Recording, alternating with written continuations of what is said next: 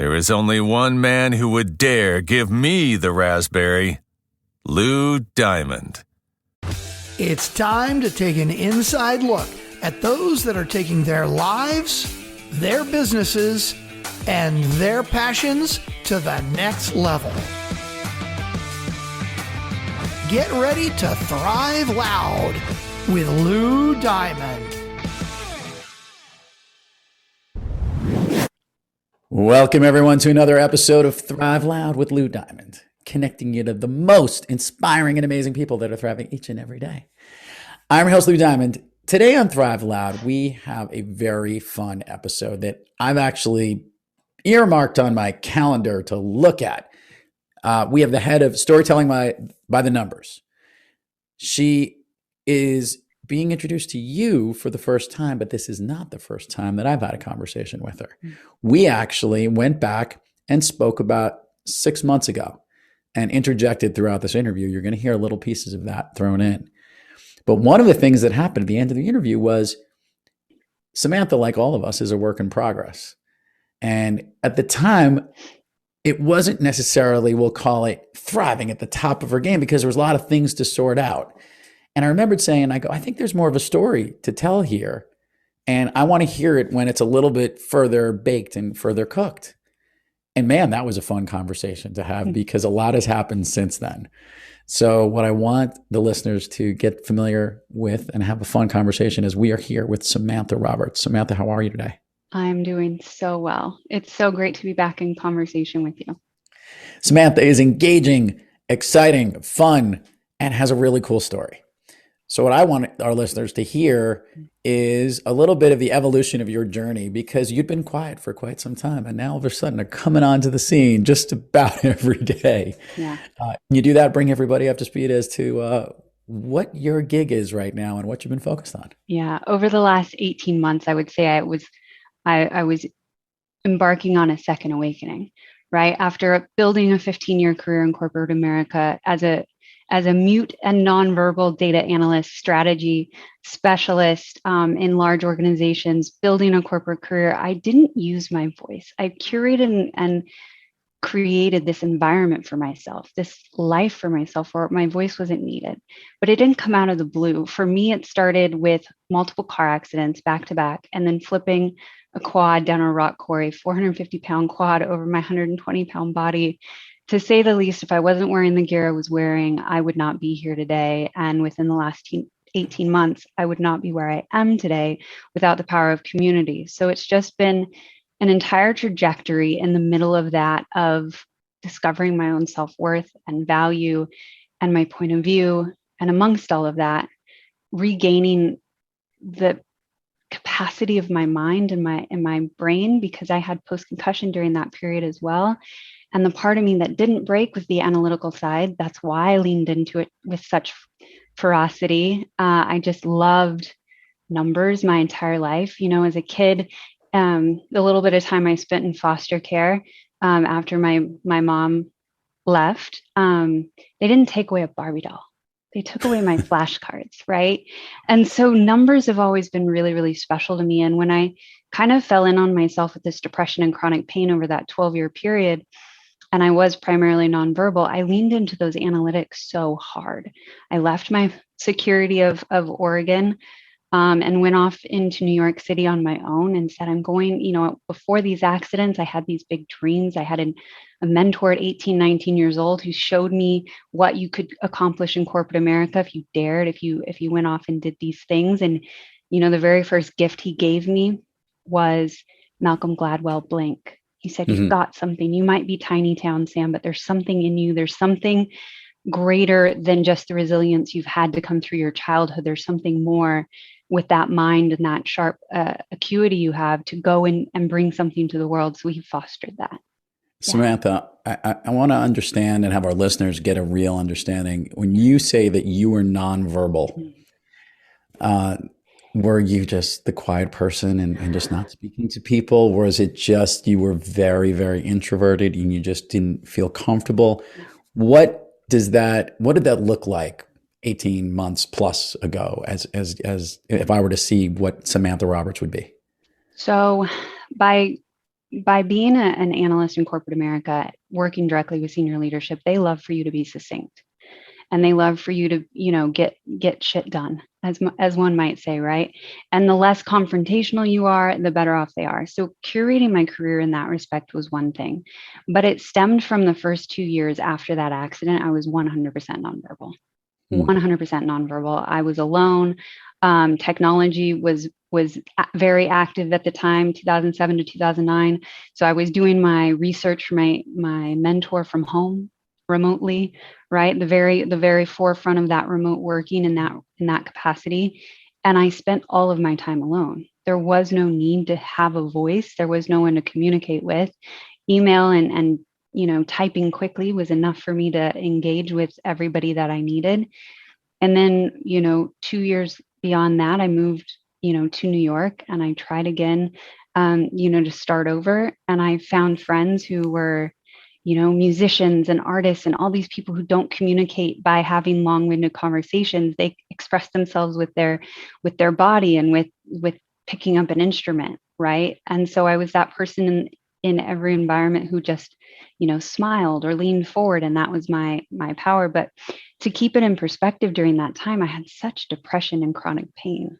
Right. When you think about the injuries of flipping a quad down a rock quarry, like I had, ribs out of place and bones that never really healed, and compression on my spine and all these things. So I wasn't the most vibrant human in any interaction or engagement. And so I had these friends who they knew that I was going through something, and we expressed ourselves through music and through laughter and smiling, and that was enough.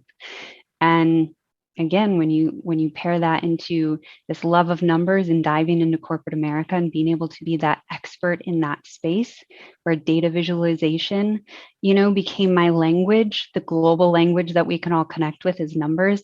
Hence the play on words with the podcast, storytelling by the numbers. This is absolute just gaff at the fact that for some reason, I did not need a voice to become successful in what my mentor had seen for me at 18, 19 years old. Was it a realization from the accident, from the depression? What was the light that shined, the inner voice inside of you that basically said, Samantha, speak up? Yeah. Compelling trajectory and journey on that one. So in 2015, I started going to all the specialists in New York to see what we could do. I said, I'm working 15, 18 hours a day. Anything that they need for these long extended projects in corporate was all I was doing with my life at that point. And I said, this is not living. And I'm in the mecca of entertainment. And so in 2015, as I started going to these doctors and doing genetic testing and blood tests and everything else, because it turned out it wasn't the reason I was sitting in that severity of my accident for so long, is I actually have some genetic issues, hypermobility syndrome, that exacerbated everything I was experiencing. Something growing up in Oregon, we would have never researched, but being that I had a great salary, I was in New York City, I had all these specialists around, I was able to get that start, to understanding what was going on. And I said, okay, so they're going to start working on my body and my physicality. Fantastic. But my personality is shit, right? My personality is really quite bland. And do you think your personality is this way? That you're making that judgment that your personality is shit. Is that just because you haven't connected with a lot of people, just the circles you were in, you felt just more bland? I'm curious. You know what's interesting? I was attracting the most incredible humans on the planet in that funk. And so I had this realization that there's something more in me, right? Clearly, my mentor saw it, my friends saw it, the career path saw it. There's something more in me than I'm expressing. So I knew I was standing in my own way. It was undeniable that I was this force, this blockade in and of myself. And so the funny thing that I started doing is, because I was in the mecca of New York City, after work, working 7 a.m. to 7 p.m., I would go to the comedy clubs at night, right? So I'd work my 12-hour day instead of 15, using it up a bit. And I would go and I would just feel myself laugh with strangers. And it is the most ethereal transformation, just to feel yourself completely at ease with strangers, and you're laughing, not just chuckling, not just haha, full body, full energetic transfer happening. And that was the start. So that was, You'd be great in the audience with somebody. Hey, she's here. We got her. We got Samantha in the audience. It's going to be a good night for me. I'm going to nail it on stage. We've been dancing around it. I want to give the high level piece, and then we're going to have the real transformative part of the conversation. Storytelling by the numbers. Explain to the listeners what this is about, because this was a concept when we first chatted that was clear, but not necessarily as clear as it could be. And now it's turned into something. So can you share with the listeners what it's all about? Yeah. So the last 18 months, again, was the transformational side of my journey, the awakening for me. And it started through the power of community. I absolutely started to rediscover myself, that tenacity, that engagement, that ability to light up a virtual room, as it were, based on the timeline of it. And I started wanting to have these courageous conversations with friends. And that's how it started for me. And at first they were 15 minutes or less because my voice couldn't hold out, right? I would cough and choke if they went too long. And it was just, I would see this excitement, this energy build in myself as I'm really connecting energetically with these people who love me, right? These courageous conversations started with the entrepreneurial community, but they were dear friends who I was growing to know and love from across the world. And so these courageous conversations of their journey, and how when you step into that place of choosing yourself, choosing to overcome, choosing to live, which was my aspect of current situation, there's something within you that we can discuss, right? And by bringing transparency to that, I think it just opened up this familiarity, this receptiveness for us to share our stories. And I noticed, because I was a person who was mute and nonverbal for such an extended period of time, I understood the unspoken in the story that was coming through. And so the intentionality of the questions I would ask would bring another level of their story that these successful, individuals from around the world had maybe never shared before, had maybe never connected these associations before. And through the end of the conversation, there's an awakening, a transformation, and so I was taking that analytical approach, yes, that I had in corporate that made me so successful, to evaluate big picture and micro as well. But then also just understanding that nuance of what was under the surface of these patterns that they were living in their life. One of the phrases I kept using is, it takes one to know one, right? If you have a hiccup, a pain, a challenge, I've been through so many that I was resonating on such an intimate level, even if they were light years ahead of where I currently stood, right? So were you measuring the conversations? Were you quantifying what your chats would be? Is that what would happen? I think there was just this organic way that I would carry the conversations forward, right? I almost would call it like pulling a linchpin to the next level of transparency or vulnerability, right? Where I would see this story unfolding, or this capacity within them, and just dig a little deeper, probe a little gently, right? Because there's just no intent. When you have no ill intent with someone, the conversation can be received from a safe place, right? It becomes this opportunity to tear down a wall that has been put up for so long, right? As someone who grew through corporate America, masking is an everyday facet of what we do. You limit and minimize and diminish yourself so that your sameness with your team so often, especially in these high caliber, high capacity roles that I was in, these really incredible global brands, they have such sameness that's required. Excellence at that scale requires a lot of sameness amongst the employee and the culture. And so I just noticed, because I was nonverbal, I wasn't so much in the culture, but I was so much so a part of the masking to make sure I didn't ruffle any feathers. Sam, when did the break from working in corporate America to doing some more entrepreneurial things take place? Just this year. Okay. Just this year. So the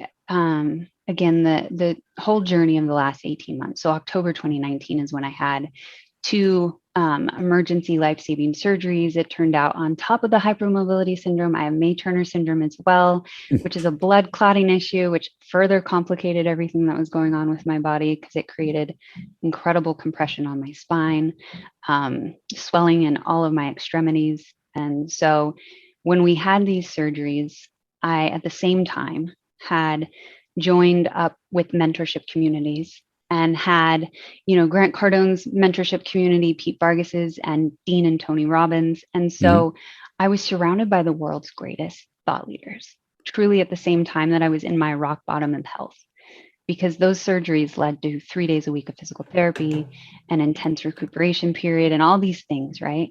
Where I knew that I was gifted second life for a reason in those moments, in that self-discovery, in that engagement with all these incredible people who, as I was still sitting primarily nonverbal, but engaging on these virtual Zoom calls every week, they were seeing something in me and asking me to pull it out more.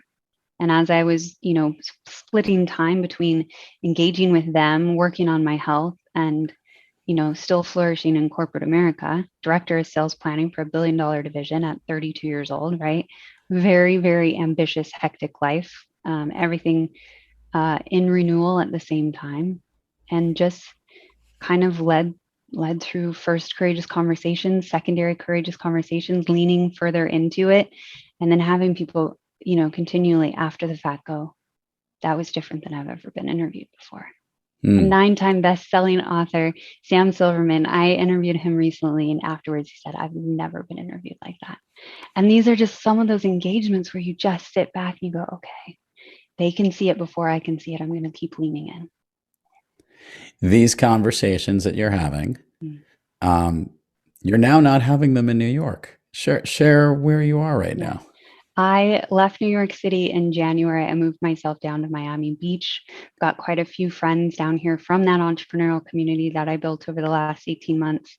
And I'm 3 blocks from the ocean, sunrise in the ocean each morning. I'm still struggling with muscle atrophy throughout the majority of my body. So that is a treat for me. During the 10 months of quarantine in New York during 2020, I was primarily immobile. So I have a lot of repair left to do because I had been doing physical therapy 3 days a week from October until March. And so I was almost cleared for exit. And then I sat and I double dipped corporate America and personal development. And I started working on my mental faculties even more because I knew that the post-concussion syndrome was continuing to pop up in my personality, in my engagements with others.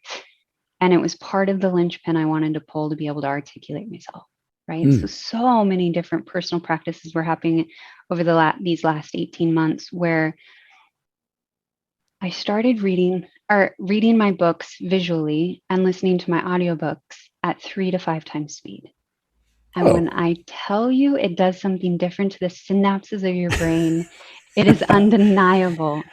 If I had to listen to me at 3 to 5 times speed, I'm not so sure what that would sound like as quickly as I talk. But I've done 1.5 just to speed it up a little bit. But my goodness, okay, it's almost like it's processing in your brain, and that's how you're like basically taking that input, and then what's happening inside of you as you're channeling. What's the feeling like?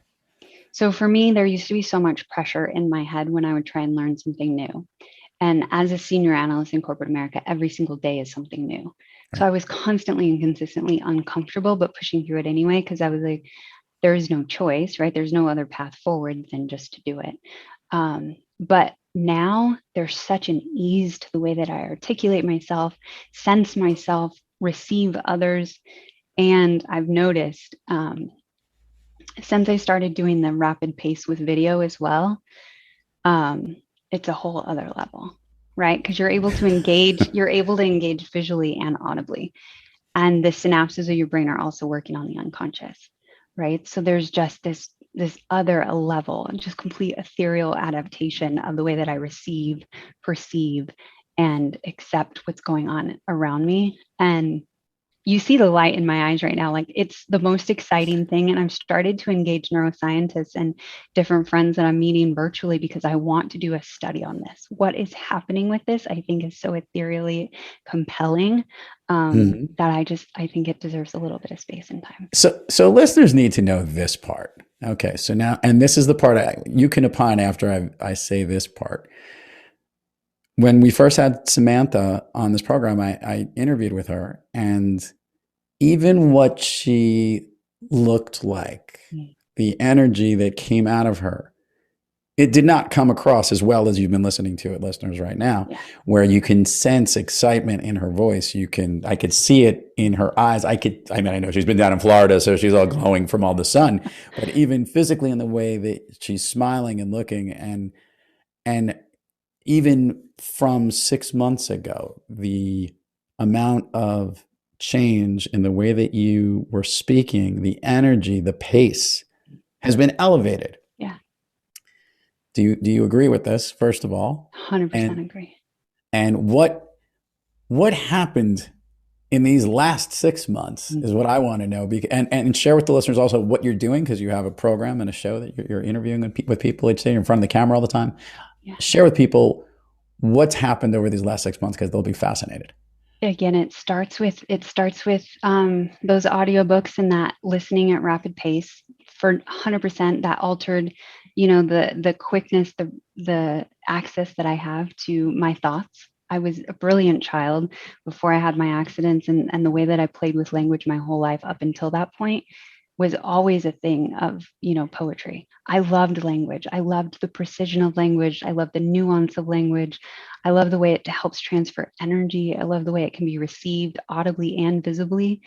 But in the last 6 months, I have been in front of the camera nearly all day, every day, in interview, in courageous conversation, again, with entrepreneurs, authors, thought leaders, impact leaders from all across the world, hearing their mission, hearing their story, feeling the impact that they're making, and knowing that I can be shoulder to shoulder in these movements as well, and realizing that by holding space for others, again, leaning into that gift of over a decade nonverbal, and knowing that I can hold space in a powerful way, it's just been transformative, right?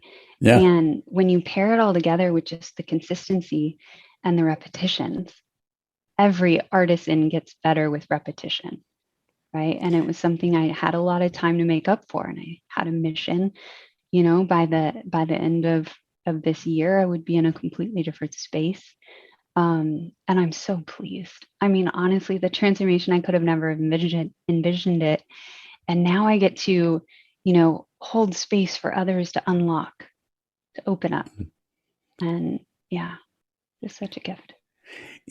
For those who've ever wondered why people do podcasting, or why they have conversations and how much power there is within them, I think you're getting a living, breathing person who's not only opened her own voice in the way that she's now verbalizing by asking great questions and having good conversations and getting a laugh out there, but also by listening and feeding off the feedback of some of those great conversations that you can have. Yeah. And learning and growing and developing. And as we'll get to this, we'll talk about all the things that's coming down the pike for the world that you're doing. One last thing before we get to that plug question. I love asking guests this question, and I can't remember what I asked the last time, but I know that I want to make it more clear this time. We all have days when we're not thriving, and you have physically gone through that. And I skipped over this. How are you feeling today physically? Physically, I'm a work in progress. Better than I've been in the last decade for sure. Feeling pretty solid in a lot of ways, but that muscle atrophy is a very real thing. Yeah. Is there something that can you do something? Is there physical therapy things that you can do to combat it or to get strong? Allowing myself to get tossed around in the ocean is about all my body can physically handle right now. But I do also have, a plug-in rattle board. Essentially, you plug it in and it just tosses you back and forth. That's about the max of what my muscles can handle at this point. I do that a couple times a day for 3 to 5 minutes. And it just helps with the hypermobility syndrome and the atrophy to just turn on the micro muscle groups, right? By being nonverbal, by being quiet, by being in that role of a job that you weren't liking as much and not getting a chance to express what I'm seeing here, what our listeners are getting, to feel what they can check out on your program. Before you did all these great things and what was happening before, it was making the condition that you were in maybe even more amplified and worse. Yeah, I mean, isolation is an amplifier for sure. Yeah. Now, how I reframe it though is that I was in an incubation period because I have a lot of impact to make on the world. I think what I experienced, all the different challenges that I had, I now call them my greatest gifts, right? They make me relatable. They make coming through challenge tangible. To know that you don't have to stay in that rock bottom forever, that there's ways to come through it. There's opportunity to, reframe and repattern your thought processes. And instead of that darkness that I lived in, I mean, my energy was gray. My face and skin was sallow. I mean, there was just darkness in my eyes. And I was constantly and consistently kind of berated for, being a little bit of a dark cloud in the room if I, was nonverbal. And so and it goes back to that masking that I spoke about. I would wear my hair a certain way, wear the bright red glasses and a bright red lip and a bright red nail so that I at least looked like a perfected version of someone you wouldn't pick on. Right? Because if you have a natural inclination to be different in a corporate environment that needs that sameness and unity, then perhaps it's easier to pick on the person who doesn't speak up for themselves. And I was already sticking out like a sore thumb because senior leading executives in these different divisions, right? So I was already a target, and I just wanted to do things my own way. I knew my zone of genius. I played into that. And I was incredibly good at what I did. So I didn't want to be diminished in an already diminished state. I had at least that much self-worth in me. Right? I like it. So you knew how to get it to it, but then some, and then all these other incidents basically just said enough is enough, and I need to move forward with this. Yeah, when you sit in that incubation period and you start to get around people who say there's more in you and they just want the best for you, and they're saying that there's more because they know what it takes to be great. And they say, you're not that different than me. There's something in you that's compelling that can support others. That really does matter. It matters to have someone see you. Samantha, we all have days when we're kicking on all cylinders and we're feeling and glowing as much as you are right now and looking as great as you are and really owning your superpower, if you would. But we do have days when we're not quite kicking on all cylinders and we're not thriving. Yeah. Samantha, on those days when you have trouble thriving, what practice do you seek or what individual do you seek out to get yourself back on the thriving track? So that's the power of these courageous conversations. On my worst days, I would reach into my friend group and I would say, I need a courageous conversation with somebody. Who can you connect me with? Because I need to pour into somebody today so that I can remember that this physical ailment, these challenges, this depression, this chronic pain is not who I am. And honest to goodness, courageous conversations is how I got through every single hardship day in the last 18 months. And there have been so many, right? I'm very much a work in progress and I own it very much for who I am and where I'm at in my journey. I had my greatness in corporate. I had my rock bottom physically. I had my rock bottom emotionally. I had my rock bottom in contribution. And it started with a few powerful words for me. Service to others, right? Understanding that the reframe of our challenges are our gifts. Those two things right there completely shifted the way that when I would hit a challenge or a rock bottom or a difficult day, who do I need to lean into? And instead of internalizing it, whereas when I had so many days when I would, come home from a 12, 14, 15-hour day and just lay in bed in the fetal position or on a Saturday and Sunday and beg myself to get out of bed. Literal days, grasping at the sheets of my bed, trying to roll over, begging myself to get up and didn't have it in me. And so now every time that I can ask for a who or a courageous conversation, it completely fills me back up. It reminds me that I was gifted second life for a reason, that I fought hard to get it, and that I don't want to waste it. I know what it's like to diminish myself to the point where I wasn't, showing up. And I don't want that for anybody else. So in my dark days, I hop on a live and I show it. This is what I'm going through. This is what a nerve flare looks like in real time. This is what, chronic pain looks like today. This is what self-diminishment looks like today. And I just own it. And the power of that, Lou, is that I now have over a year and a half's worth of video of good and bad days, highs and lows, amplification and shrinking and hiding, all of it. And the beautiful thing about social media now is it gives you a daily reminder. Here's what you looked like. Here's what you did a year ago. And exactly like you've noticed in the last 6 months, how much my countenance has changed. Imagine a year ago. Yeah, exactly. Yeah. Or imagine what a year from now will be, is the way I would put it. Moving onward and upward. Yes. Samantha, let's do this. Share with the listeners all the places people can find you, things that you're offering, things that you're doing, things that are coming down the pike. This is your chance to plug away. We will put in the show notes, but it always gets more engagement when they hear it from you. Yeah. The best place to reach me is storytellingbythenumbers.com, LinkedIn, Samantha Lynn Roberts. And what's coming down the pike is a 9-book series of Storytelling by the Numbers, podcast interviews, and conversations. And that is just an incredibly exciting gift and opportunity to showcase what it's like to transform in real time and have your friends along for the ride with you. So it's really just like laying out and documenting the power of these courageous conversations over the last year, and showcasing that, as my dear friend Cynthia Kahi, who just put out a book, would say, you can do hard things. Yeah. Right. And that's the title of her book. And that's such a beautiful reminder to me, because it doesn't matter what you're facing today. Someone on the planet has faced it too. So lean into that discover who you can get in courageous conversation with. And if anybody would like to reach into me, you can get me directly, Samantha at storytellingbythenumbers.com. Awesome. Samantha, we've already been having fun, but I want to know if you want to go down Fun Street with me here. Let's go down Fun Street, Lou. Okay. Share with the listeners. You like the movies? Yeah. Fun movies. Is there one movie that you like to watch maybe more often than not when it's on? If it's on cable or something, you say, "Oh, I got to watch that one again. I got to jump in." Like one of those type of favorites. I love Office Space, or on the other end of it, just because it's like that nuance of, here's the monotony we live through, but there's always those personalities, those engagements, those office friendships where it's like, here's what's really going on, underneath the current.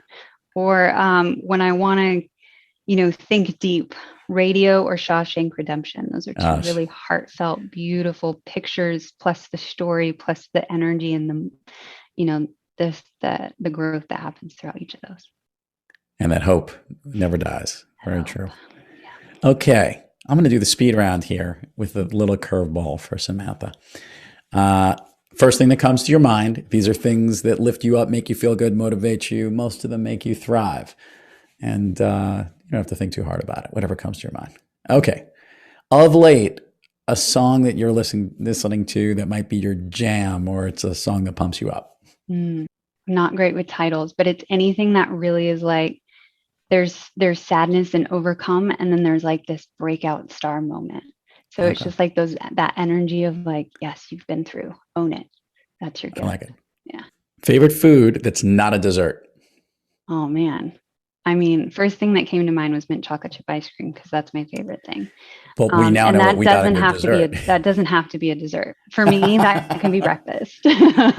Honest to goodness. Okay, so if that was your favorite dessert and you had a real food that wasn't a sweet, what would it be? Anything spicy. Anything spicy. Anything spicy. Any certain type of... My dad's family is Creole, so everything jalapeno, spicy, just a lot of flavor. If it's bland, I can't eat it. An activity you wish you did more of? Singing. I'm getting close. Coming back. I want to hear that. The next year, that's what's going to happen. An activity you wish you did less of?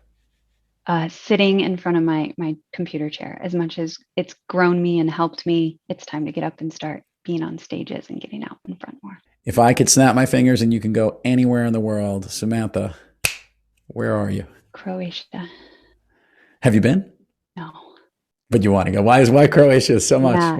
So in 2016, right before I did 7 months traveling around Europe, this was again right after that 2015 period, getting some medical answers. I did 7 months traveling around Europe, and the whole reason I decided to go was the blue waters of Croatia. Oh, okay. And it's so funny, out of all the places, I never made it to Croatia. So it's on the list. I like it. It's on the list, yeah. All right. Last question here. You've had a lot of amazing, courageous conversations over the last 18 months, years, and a lot of this stuff documented. Is there one that sticks out more than any other? I had an incredible conversation with an explorer, and she was telling and reliving for me all the different conversations she had had by going into these remote villages, and sometimes being the very first one who had ever been there in a modern capacity with, a film crew or something like that.